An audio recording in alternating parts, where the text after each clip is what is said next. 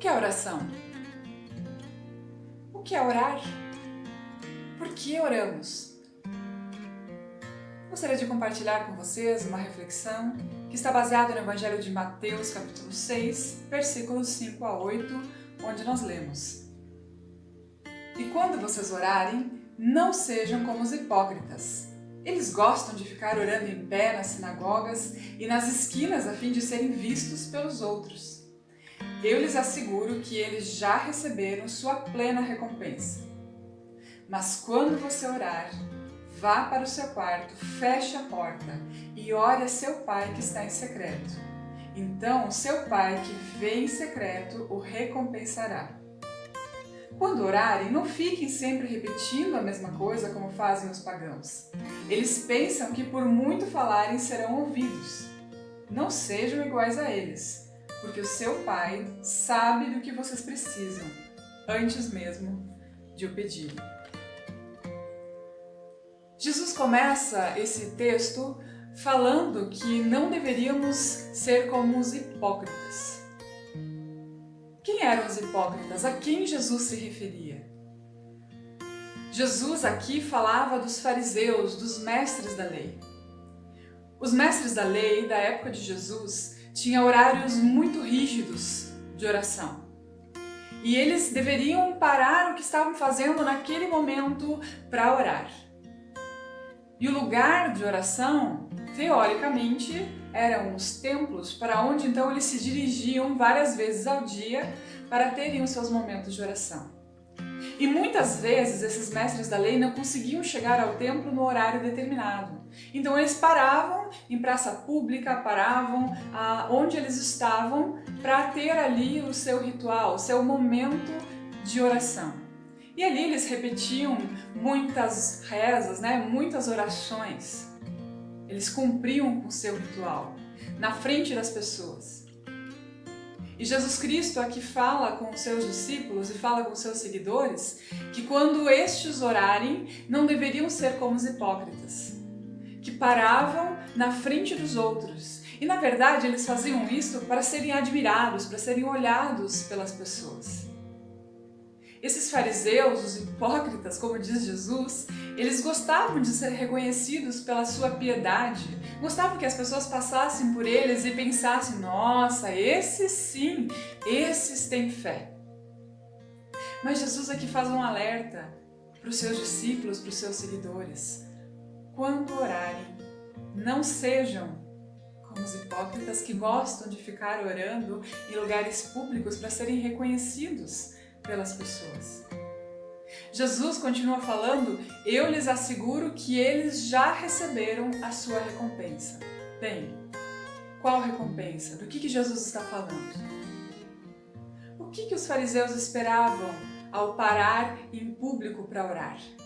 Eles esperavam o reconhecimento, a admiração das pessoas. E Jesus aqui fala: bom, esse reconhecimento eles já conseguiram.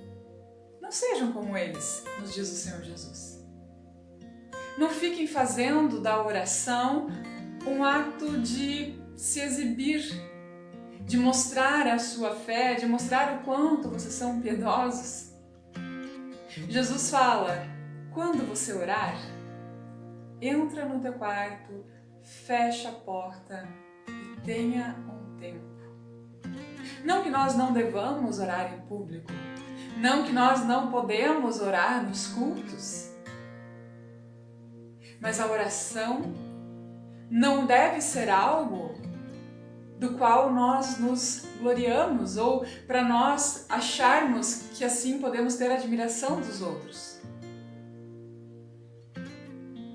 Jesus nos convida a ter um tempo a sós com Ele, recolhidos no nosso quarto.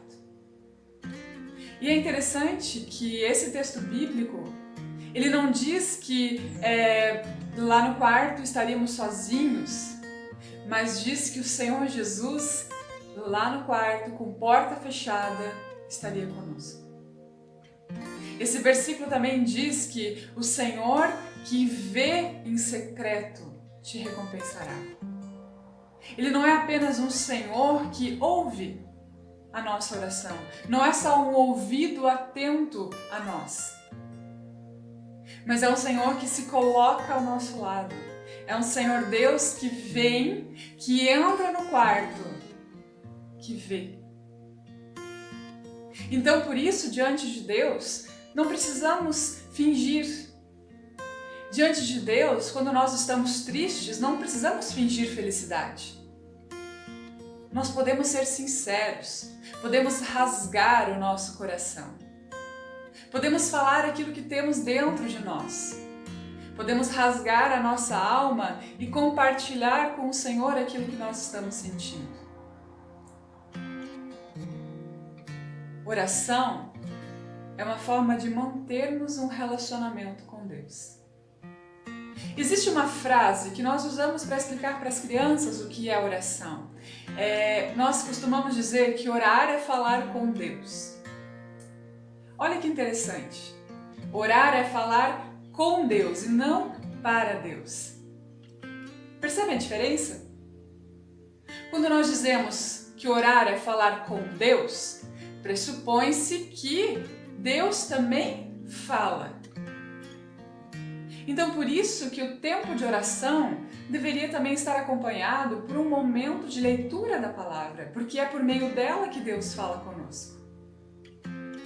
Orar é falar com Deus. Vá para o seu quarto, feche a porta e tenha um tempo com o seu amigo, com aquele que ama você, que deseja se relacionar contigo.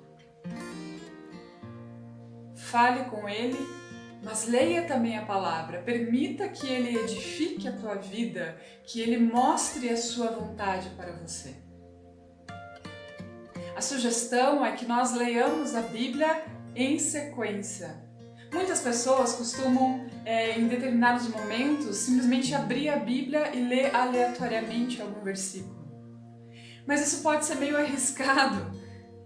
Por isso é bom nós lermos em sequência. Escolha um evangelho, leia Salmos, leia um livro do Novo Testamento. Para começar, é melhor o Novo Testamento do que o Antigo.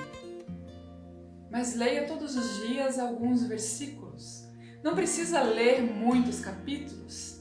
Leia e tente perceber qual é a palavra, qual é o versículo que fala ao seu coração. E tenha um tempo de oração pedindo para que o Senhor te ajude a colocar aquele versículo, aquele ensinamento em prática. Por isso que Jesus nos fala, quando você orar, entra no teu quarto, fecha a porta e tenha um tempo a sós com o Senhor.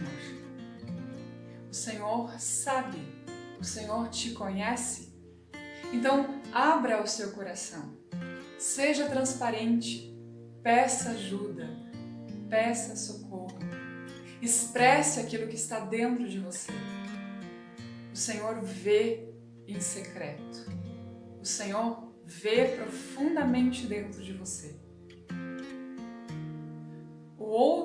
A outra parte desse texto nos diz que também não precisamos ser iguais aos hipócritas, que faziam muitas repetições, né, que oravam sempre a mesma coisa, porque achavam que por muito falar eles seriam ouvidos. Muitas vezes nós pensamos que oração boa é aquela oração comprida, com palavras difíceis, né? Nós costumamos admirar as pessoas que sabem orar, que sabem usar palavras que às vezes nós nem conhecemos, mas oração é uma possibilidade de relacionamento, é uma conversa com o nosso amigo.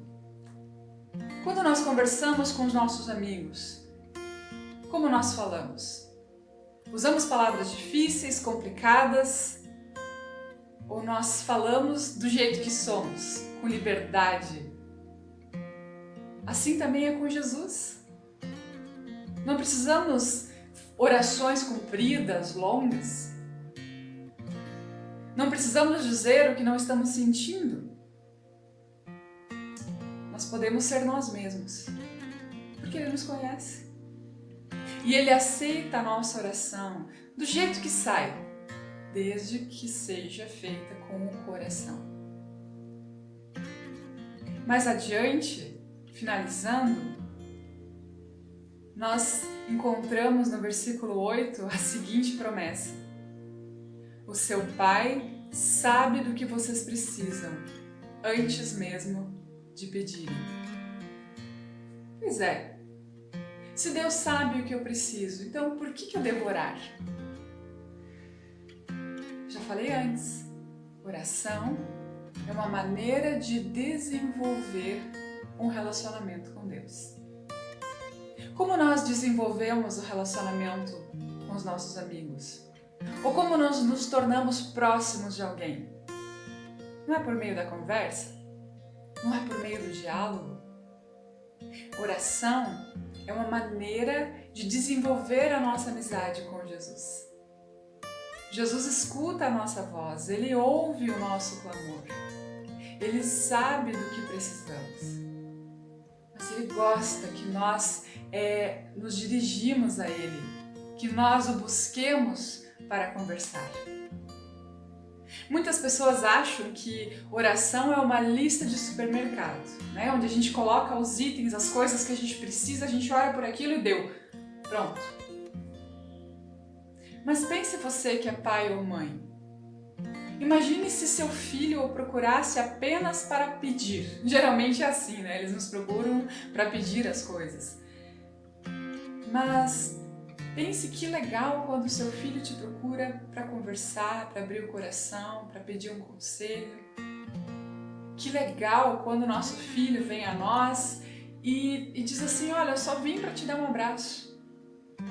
Só vim para dizer como você é importante para mim. Assim como nós, que somos pais, nos alegramos quando um filho vem a nós apenas para ter um tempo conosco, o Senhor também se alegra quando nós nos voltamos a Ele, quando nós nos lembramos dEle, quando nós o buscamos. Então, fica o desafio, fica o convite. Tiremos um tempo, todos os dias, para falar com aquele que nos ama, que deseja esse encontro conosco, que apesar de saber e conhecer tudo o que precisamos, deseja passar um tempo conosco. E que possamos assim, nesse tempo de pandemia, nesse tempo de insegurança e ansiedade, sermos fortalecidos. Que a amizade com Deus possa nos trazer paz e esperança em meio às notícias ruins que chegam todos os dias. Que a certeza de que Deus está conosco traga alegria aos nossos corações. Que Ele assim te abençoe, que Ele assim te guarde e assim te proteja. Amém.